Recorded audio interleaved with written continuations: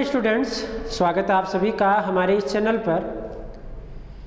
आज हम बात करेंगे बीएससी पार्ट सेकंड की। और बीएससी पार्ट सेकंड के अंदर पिछली क्लास में हमने सिलेबस के बारे में डिस्कस किया था। पार्ट सेकंड के रियल एनालिसिस के सिलेबस का हमने डिस्कस किया था पेपर फर्स्ट का। उस पेपर फर्स्ट में आज हम यूनिट फर्स्ट को पढ़ने जा रहे हैं। और यूनिट फर्स्ट में मैंने चर्चा की थी कि आपके पास यहाँ यूनिट फर्स्ट और आपके पास पेपर भी कौन सा है, फर्स्ट है। पेपर फर्स्ट के अंदर पेपर फर्स्ट जो किसका है, रियल एनालिसिस का।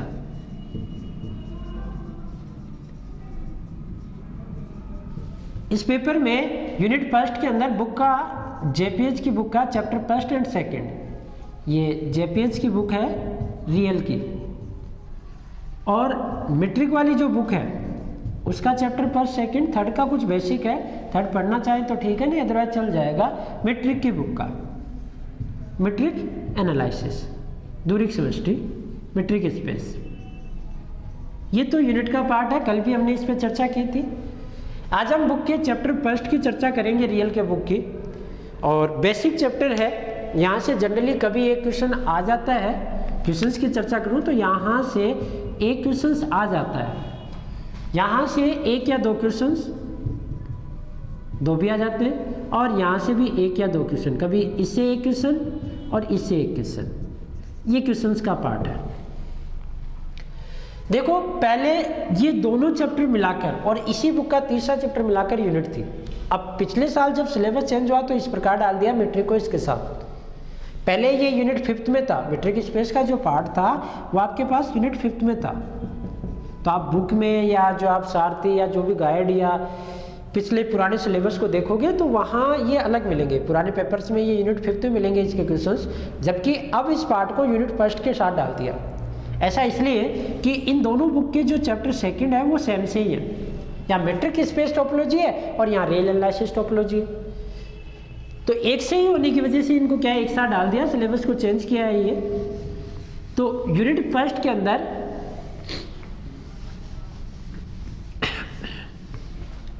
बुक का हम चैप्टर फर्स्ट पढ़ेंगे और चैप्टर फर्स्ट का नाम है real number system. Real number system. कुछ बेसिक बातें मैं करूंगा, उसके बाद में हम लिखना चालू करेंगे। आज हम क्लास में कुछ बेसिकली बातें करेंगे कि ये कैसे बने, कैसे हैं, क्या क्या होती हैं। वास्तविक संख्या निकाय, जब कुछ राइट डाउन करना होगा तो मैं बोल दूंगा, आप इन्हें लिख लें। उससे पहले मैं आपको चीज़ें समझाऊंगा, लिखने का समय आपको आराम से मिलेगा। वास्तविक संख्या निकाय, देखो वास्तविक संख्या निकाय यानी रियल नंबर्स को आप ऐसे जानते हैं, आज तक आपने जाना होगा कि रियल नंबर आर होते हैं, वो कहाँ होते हैं, माइनस इन्फिनिटी से लेकर प्लस इन्फिनिटी तक। इस रूप में आप इनको जानते आए हैं। और माइनस इसे दूसरे रूप में आप क्या रखे हो, संख्या रेखा पे प्रदर्शित करते आए हो कि बीच में जीरो होता है, इधर 1 2 3 और ये इन्फिनिटी तक जाता है, इधर -1 -2 -3 और माइनस इन्फिनिटी तक। ये आज तक का वे रहा आपका। इसमें सारे नंबर्स आगे बीच के सारे नंबर एग्जिस्ट करते हैं, जैसे √2 भी एग्जिस्ट करता है, 0.5 भी एग्जिस्ट करता है, रैशनल इरेशनल सब। इस प्रकार को इसे क्या कहते थे आप, रियल लाइन सिस्टम। और ये रियल रे या वास्तविक संख्या का ओपन इंटरवल। अब इसकी एक्चुअल डेफिनेशन क्या होती है, वास्तविक संख्या कैसे बनी और क्या क्या इसके बारे में रिसर्च हुए, उन सबकी अपन चर्चा करते हैं। देखो वास्तविक संख्या को डिफाइन करने के लिए 3 प्रकार की विधियां काम में ली जाती है। वो 3 विधियां कौन कौन सी है। एक,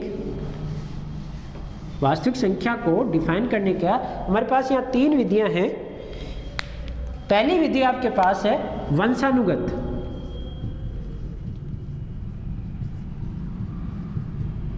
विधि। दूसरी विधि आपके पास है अभिग्रहित विधि। ये कुछ अपने कोर्स में नहीं है, यहाँ सिर्फ आप समझ लेने। और तीसरी विधि डेडकिन विधि। ये 3 अलग अलग प्रोसेस है जिनसे रियल नंबर्स को क्या किया गया, डिफाइन किया गया। कैसे किया गया, और क्या इस पे चीज़ें हैं अपने पास। तो यहाँ एक ही विधि, अभिग्रहित विधि, इसी के बारे में हम पढ़ेंगे। ये मोस्ट इंपॉर्टेंट है, इस पे ही क्वेश्चन है कोर्स में आपके पास, यही है रियल नंबर सिस्टम। इनके बारे में बेसिक चर्चा करेंगे कि डैडकिन और वंशानुगत विधि क्या है, इसकी सारी थ्योरम्स, डेफिनेशंस और इनकी चर्चा करेंगे। देखो वंशानुगत विधि, इसके बारे में जाने। जेनेटिक मेथड, वंशानुगत विधि का मतलब क्या है और कैसे ये बनी और क्या प्रोसेस इसकी है। तो ये 3 विधियां कैसे बनी और क्या क्या हैं, इसके बारे में हम चर्चा करते हैं। पहली विधि देखो, कुछ थ्योरेटिकली वे इसके बारे में आप जाने। वंशानुगत विधि क्या है? वंशानुगत विधि, इसमें मैथ्स का एक अच्छा सा सिद्धांत काम आता है कि आवश्यकता आविष्कार की जननी होती है। ये अपने आप ही बनती गई ये विधि, वंशानुगत विधि, कि इंसान ने अपनी आवश्यकता के अनुसार नंबर्स का क्या किया, जनरेशन किया और धीरे धीरे बढ़ते हुए उनमें ऐड करता गया। लास्ट में वो कहाँ पूछा, रियल नंबर, कॉम्प्लेक्स नंबर, और आज उससे भी बड़े नंबर्स की चर्चा होती है।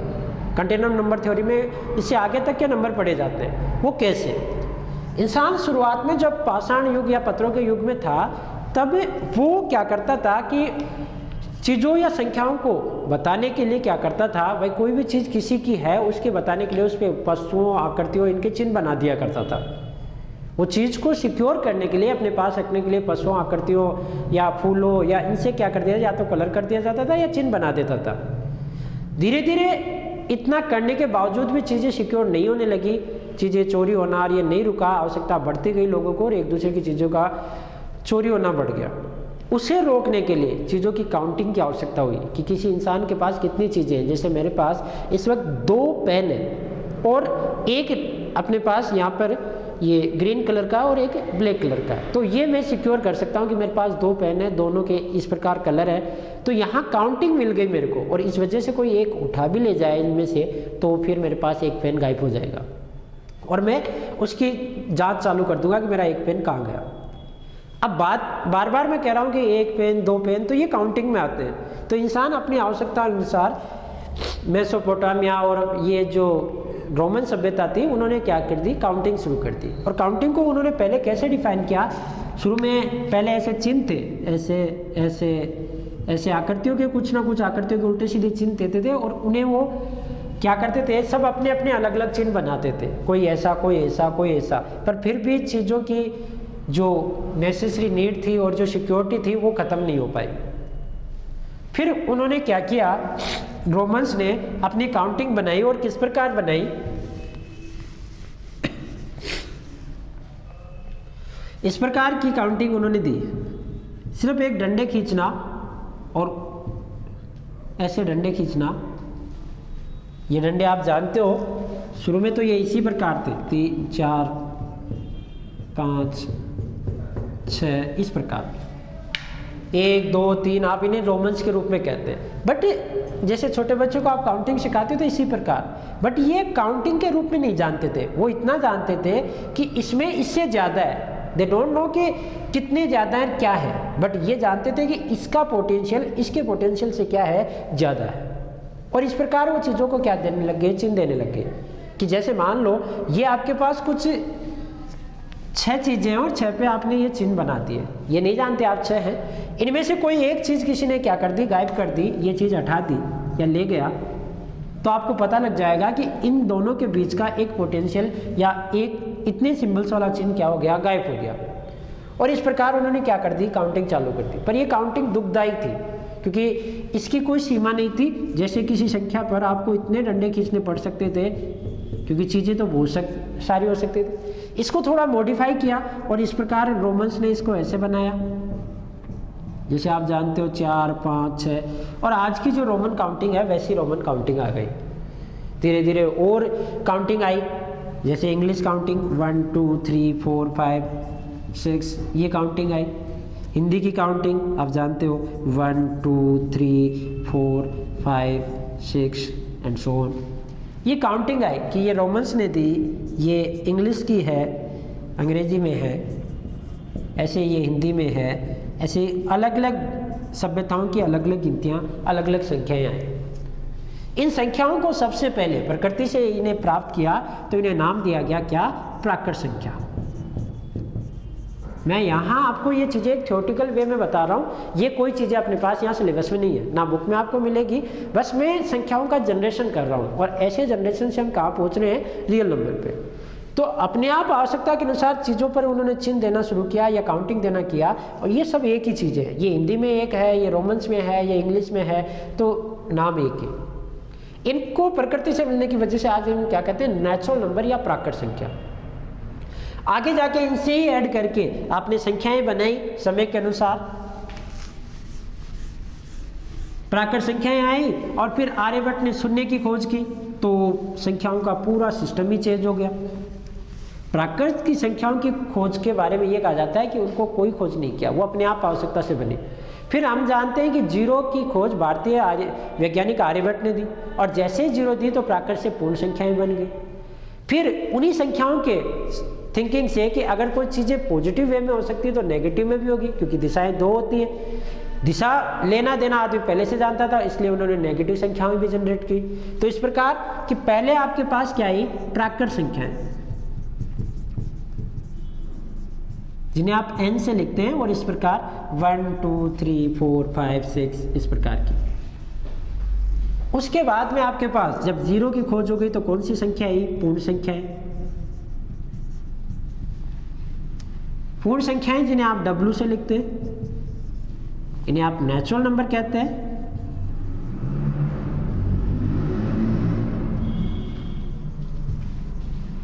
इन्हें आप होल नंबर कहते हैं।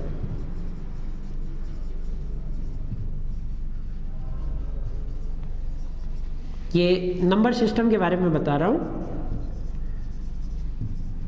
संख्या से के बारे में। इसे भले आप लिख सकते हैं कि संख्याएं कैसे हैं।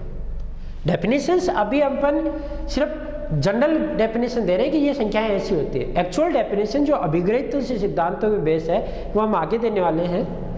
पूर्ण संख्याएं जो जीरो से स्टार्ट होती थी, इस प्रकार सिर्फ काउंटेबल, इन्हें गिना जा सकता है, इनके बारे में बताया जा सकता है कि ये 1 2 3 नहीं है। इनके बारे में बेसिकली आप पहले पढ़ चुके हैं बीएससी पार्ट फर्स्ट में, पर डिफरेंट क्या है, जैसे अपन अभिग्रह सिद्धांत पढ़ेंगे तो एक्चुअल में जानेंगे कि प्राकृत संख्या क्या होती है, पूर्ण संख्याएं क्या होती है। ये सिर्फ लिख रहा हूं मैं कि कैसे है ये पूर्णांक संख्याएं, जिन्हें आप जेड या आई से लिखते हैं, इंटीजर कहते हैं इन्हें।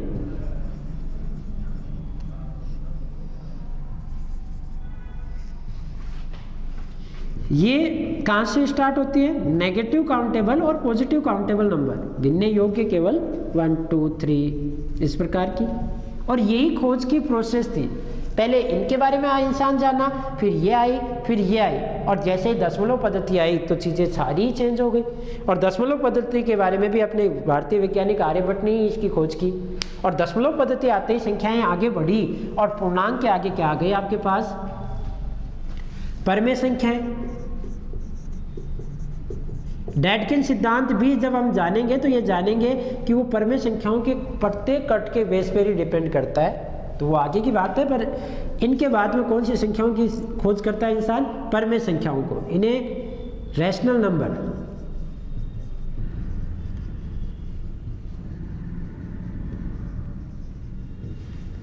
क्यू से इन्हें डिनोट करते हैं।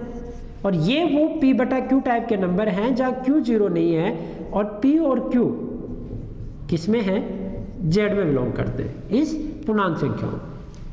P बटा Q टाइप के नंबर आप सब जानते हैं इनके बारे में। Q जीरो नहीं होना चाहिए, नीचे जीरो होते ही वो इन्फिनिटी की तरफ टेंस कर जाता है। फिर उसके बाद में हम कौन सी संख्याएं सीखे, अपरिमेय संख्याएं।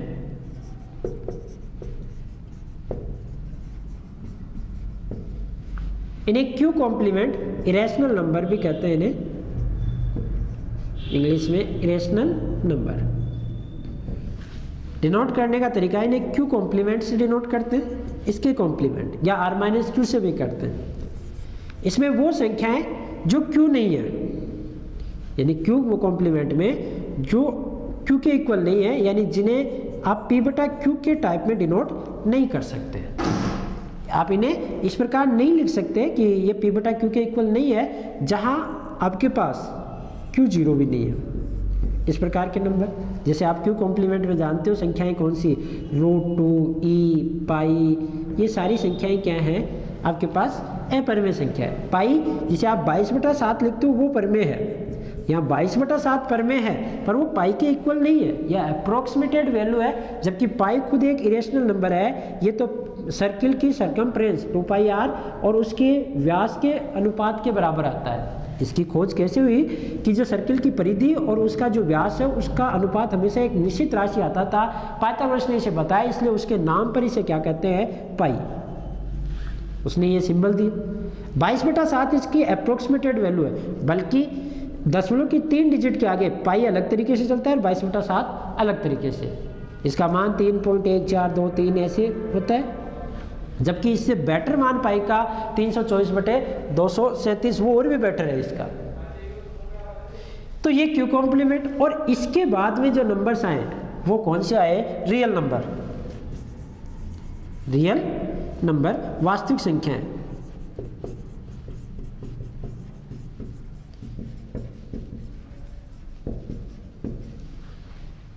इन्हें रियल नंबर कहते हैं।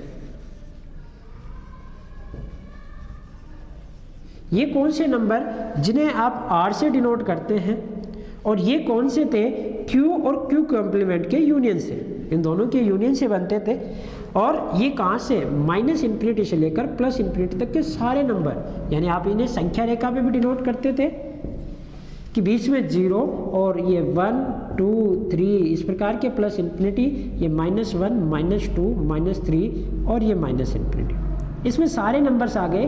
बीच में आप 0.5 लिखो, √2 लिखो, सारे नंबर, जैसे ई लिखो 2.7, सारे नंबर एग्जिस्ट करते।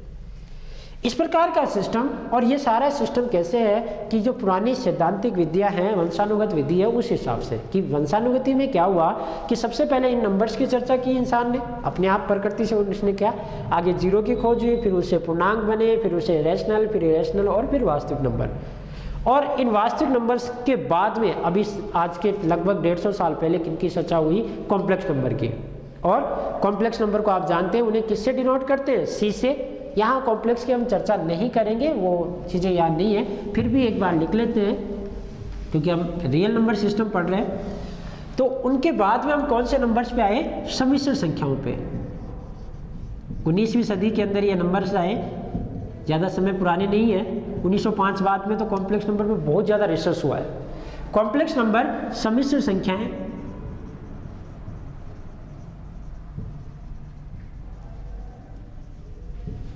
इन्हें आप C से लिखते हैं, और इसमें कौन से, वो स्मॉल z टाइप के नंबर आते हैं जिन्हें x + i के रूप में लिखते हैं, और x और y क्या होते हैं, रियल नंबर होते हैं।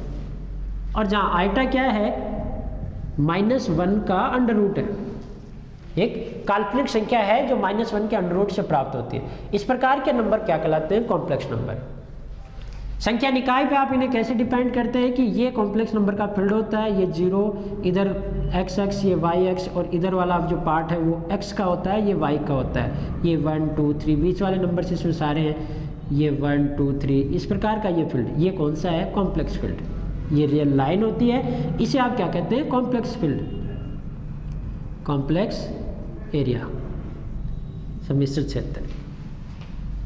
ये नंबर सिस्टम के बारे में इंसान ने आज तक 19वीं सदी तक ये चर्चा की थी। उसके बाद में कॉम्प्लेक्स से ऊपर के नंबर जिन्हें आप कंटिन्यूम नंबर कहते हैं, R², C², ये और भी बड़े नंबर्स की थ्योरी के बारे में चर्चा कर चुके हैं। पावर सेट से आप जितने चाहें उतने नंबर्स की चर्चा आज कर सकते हैं। ये बात की मैंने किसकी, वंशानुगत विधि की। उसके बाद में अब नंबर सिस्टम के बारे में, रियल नंबर सिस्टम के बारे में हम अभिग्रह सिद्धांत से चर्चा करते हैं। मोस्ट इंपॉर्टेंट सिद्धांत है ये अभिग्रहित विधि, और इसी पे बेस हमारे पास यहाँ एग्जाम में क्वेश्चन भी आएगा कि अभिग्रह सिद्धांत से वास्तविक संख्याओं को क्या कीजिए, परिभाषित कीजिए।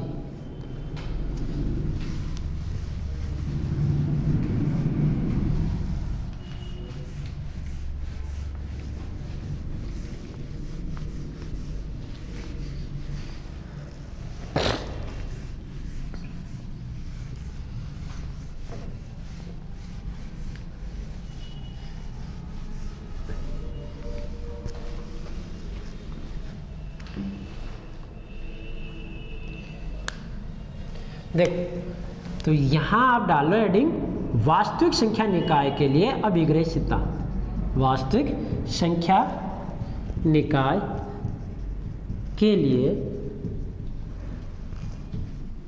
अभिग्रहित सिद्धांत। इस सिद्धांत के ऊपर ही हम बेस वास्तविक संख्याओं को डिफाइन करेंगे और यही हमारे पास यहाँ इम्पोर्टेंट है कि इसके अनुसार ही हम जानते हैं कि एक्चुअल में वास्तविक संख्या क्या होती है, उनमें बड़ा छोटा, उनमें किस प्रकार कंप्लीटनेस की प्रॉपर्टी आती है, सारी चीज़ें हम जानेंगे। देखो समझो कि वास्तविक संख्या को डिफाइन करने के लिए इस अभिग्रही सिद्धांत को 3 भागों में बांटा गया। 3 प्रकार के अभिग्रहित या एक्सियम लिए गए। वो कौन से थे? एक अभिग्रहित था पहला क्षेत्र अभिग्रहित, मैं इन सब की चर्चा करूंगा धीरे धीरे, एक बार आप समझ लें। दूसरा था क्रम अभिग्रहित और तीसरा अभिग्रहित लिया गया पूर्णता अभिग्रहित। वास्तविक संख्याओं को डिफाइन करने के लिए यहाँ वैज्ञानिकों ने 3 प्रकार के सिस्टम बताए कि एक क्षेत्र अभिग्रहित, एक क्रम अभिग्रहित और एक पूर्णता अभिग्रहित। क्षेत्र अभिग्रहित जो अपने आप में लगभग 12-13 डेफिनेशन लेके बैठा है, इसमें 3 डेफिनेशन, इसकी 3 डेफिनेशंस, ये पार्ट हैं, बड़े हैं, ये डेफिनेशंस ही यहाँ समझना है। अगले साल हम क्षेत्र के बारे में पूरे विस्तार से पूरी बुक पढ़ेंगे अलजेब्रा के अंदर। यहाँ केवल हम डेफिनेशन और कुछ एक एग्जाम्पल जानेंगे, क्षेत्र होता क्या है, फील्ड क्या होता है, जबकि इसका विस्तार रूप हम अगले साल जब अलजेब्रा पढ़ेंगे तो वहाँ ग्रुप थ्योरी और फील्ड थ्योरी पढ़ेंगे। ये 3 एक्सियम बताए गए किसके लिए? वास्तविक संख्या के लिए। अब ये 3 एक्सियम क्या होते हैं ये जाना। फील्ड एक्सियम में क्या कहा कि इसके अंदर कोई संख्या, कोई भी सिस्टम या कोई भी सेट, जैसे वास्तविक संख्या है R, कोई भी सेट किन्हीं 2 ऑपरेशन, एक एडिशन और एक मल्टीप्लिकेशन, इट इज ओनली नेमली, ये नेम के ही एडिशन और मल्टीप्लिकेशन है। जैसे मैट्रिक्स है तो मैट्रिक्स का एडिशन और उनका गुणा, यहाँ एडिशन अलग हो जाता है, यहाँ अलग हो जाता है। वेक्टर्स हैं तो वेक्टर्स का एडिशन। तो ये डिपेंड करता है आप कौन से पे काम कर रहे हैं, कौन सी संख्या। ऐसे आप कुछ और ले लें, कॉम्प्लेक्स नंबर है तो उनके एडिशन और मल्टीप्लिकेशन, टपल्स टाइप के एलिमेंट है यानी R स्क्वायर के तो उनके एडिशन मल्टीप्लिकेशंस, या और कोई फंक्शंस है तो फंक्शंस के एडिशंस मल्टीप्लिकेशन, जो भी है। सिर्फ ये ऑपरेशंस नाम की दी गई कि एक सेट इन 2 संख्याओं के साथ क्षेत्र कहलाता है यदि वो नीचे दिए गए निम्न गुणधर्मों की पालना करे। वो कौन कौन से गुणधर्म, क्षेत्र में कौन कौन से गुणधर्म आते हैं आप देखें यहाँ। एक तो प्लस के लिए और एक डॉट के लिए। डेफिनेशंस बाद में लिखेंगे, पहले समझ लें आप। प्लस के लिए समवर्ता और वही डॉट के लिए समवर्ता। दूसरा साचर्यता, ये गुणधर्म कुछ बेसिकली आपने 12th में या फर्स्ट ईयर में पढ़े होंगे। तीसरा तत्समकता, चौथा प्रतिलोमकता,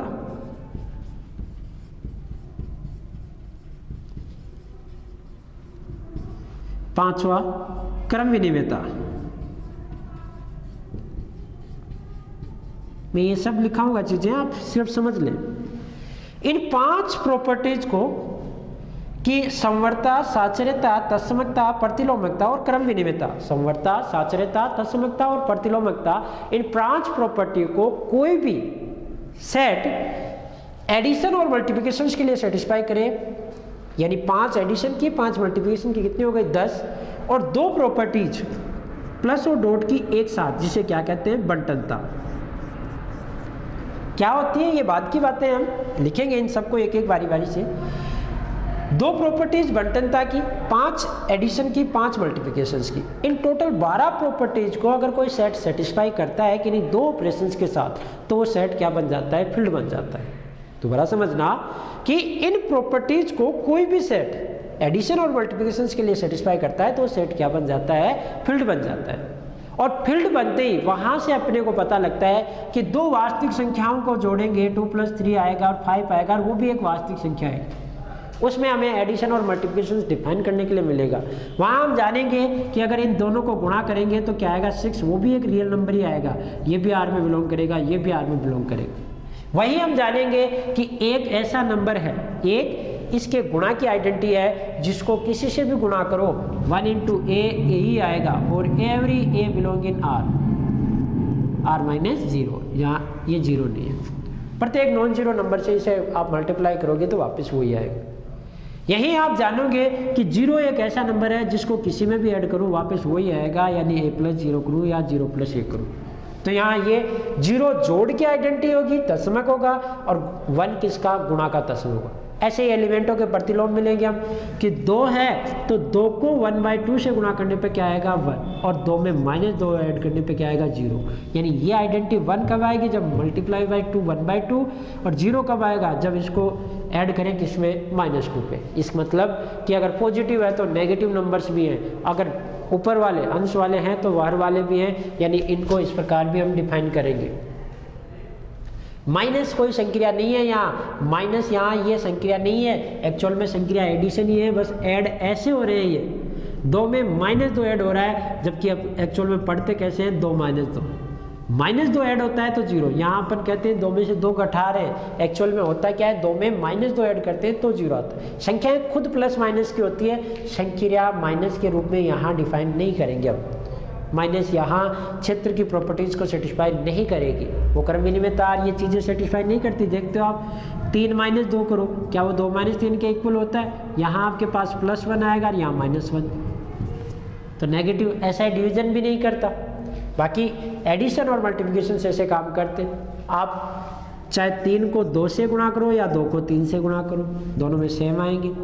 चाहे आप 2 में 3 जोड़ो या 3 में 2 जोड़ो, तो ये सारी प्रॉपर्टीज क्रम विनिमयता, ये सारी प्रॉपर्टीज एडिशन और मल्टीप्लिकेशन सेटिस्फाई करते हैं। इस वजह से इन दो संक्रियाओं के साथ ये सेट R ऐसे मैट्रिक्सों का, वेक्टर का, कॉम्प्लेक्स का, रैशनल का खूब सारे बनेंगे, वो क्या करते हैं, क्षेत्र की प्रॉपर्टीज को सेटिस्फाई करते हैं। बंटनता कैसी होती है ये भी देख लो, A.B + C is equals to A.B + A.C, इस प्रॉपर्टी को कहते हैं बंटनता। ये गुणा की जोड़ पे बंटनता है, और एक ऐसे होती है A + B.C, यानी A.C + B.C, ये जोड़ की गुणा पे। इन दो प्रॉपर्टीज को भी एडिशन और मल्टीप्लिकेशन क्या करते हैं, सेटिस्फाई करते हैं। और इस वजह से इन 12 प्रॉपर्टीज को सेटिस्फाई करने की वजह से वास्तविक संख्या क्या बनती है, एक क्षेत्र अभिग्रहित की पालना करती है।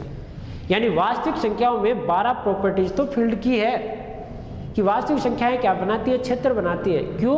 क्योंकि वो जोड़ के लिए संवर्ता, साचर्यता, तत्समकता, प्रतिलोमकता और क्रम विनिमयता, ऐसे ही गुणा के लिए ये 5 प्रॉपर्टी और 2 प्रॉपर्टीज किसकी, बंटनता की, इनको फॉलो करती है। ऐसे ही अगली क्लास में हम क्रम अभिग्रहित और पूर्णता अभिग्रहित भी जानेंगे। क्रम अभिग्रहित में हम ये जानेंगे कि वास्तविक संख्याओं में क्रम होता है, यानी वास्तविक संख्याएं ये बताती है कि 3 2 से बड़ा होता है, इस वजह से नहीं कि आगे आता है। यहाँ डिफाइन करेंगे कि एक अभिग्रहित होता है क्रम का, ऑर्डर एक्सिम्स होता है, जिस वजह से 3 2 से बड़ा होता है। यहाँ हम जानेंगे कि अगर कोई 2 रियल नंबर है x और y, तो या तो x y के इक्वल होगा, या x y से छोटा होगा, या x y से बड़ा होगा। ये 3 ऑर्डर एक्सिम जानेंगे हम। ये 3 ऑर्डर एक्सिम से ही हम जानते हैं कि इसी वजह से संख्याएं छोटी, बड़ी और बराबर होती है।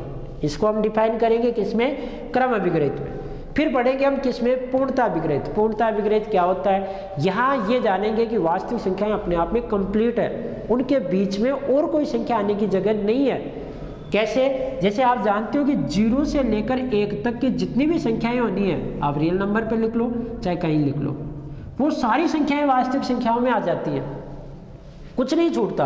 आप 0 से लेकर 0.1 तक की संख्याएं राइट नहीं कर सकते, क्योंकि इतनी संख्याएं हैं, 0.01, 0.0001, 0.3 बार 0 लगा दो, तो सारे नंबर से एग्जिस्ट करते हैं। यानी वास्तविक संख्याएं अपने आप में कंप्लीट हैं, इनमें कोई भी संख्या बीच में से लैप्स नहीं हो रही। जबकि आप जानते हो natural number, whole number, integer, rational, ये कंप्लीट नहीं है।